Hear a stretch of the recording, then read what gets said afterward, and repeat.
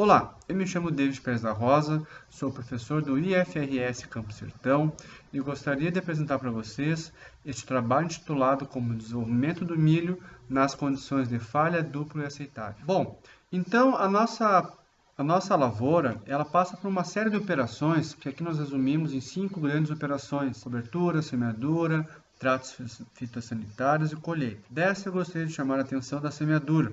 Nessa imagem aqui do milho, o que a gente pode ver? A cultura com diversos estágios tecnológicos, tudo isso provocado por oscilações que ocorreram no momento da semeadura. E em função disso, trazemos para vocês como objetivo deste trabalho avaliar o efeito da uniformidade de semeadura no desenvolvimento da cultura do milho, submetida a diferentes profundidades e condições de espaço entre sementes. Como materiais e métodos, o teste foi realizado no município de Sertão, na área de pesquisa do NESMA, do IFRS Campo Sertão. A semeadora está aqui ao lado, o código de inscrição está aparecendo aqui no vídeo para vocês. Este experimento ele foi conduzido com delineamento de blocos ao acaso, em esquema bifatorial, 4x3, em que o fator 1 foi profundidade de semeadura e o fator 2 foi o índice de espaçamento entre plantas, falha dupla aceitável. Então foram separadas as plantas nessas condições e feitas avaliações de altura de planta, diâmetro de colmo, número de fileiras por espiga, número de grãos por espiga e produção por planta. Isso ocorrido em dois estágios fenológicos, V5 e R4.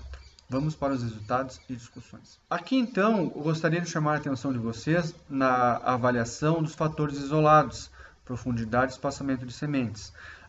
Nós encontramos as seguintes diferenças: altura e diâmetro de colmo apenas no estágio vegetativo, V5, e número de grãos por fileira e produção como componentes de rendimento. Analisando mais de perto, o que a gente pode observar aqui?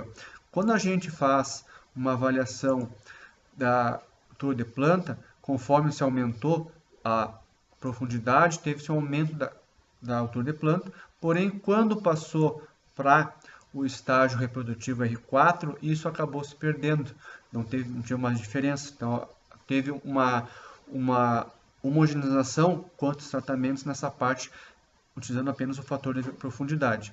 Diâmetro de colmo acompanhou a mesma lógica, conforme aumentava a velocidade, então plantas maiores apresentaram colmos mais grossos, em função da profundidade.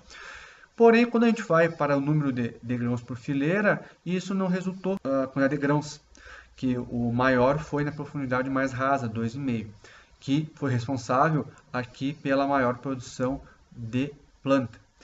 Indo para os espaçamentos, nós tivemos diferença nesse aqui, em que o maior diâmetro de colmo ocorreu na aceitável, porém, o que principal nos interessa, que são os componentes de rendimento, a gente pode ver aqui que a melhor condição, considerando apenas esse fator, foi na condição de falho. Claro, aqui a planta está com uma área para se desenvolver melhor, para poder suprir de nutrientes, então tem menos competição. Fazendo uma avaliação agora da parte dos fatores da interação, o que a gente pode ver aqui?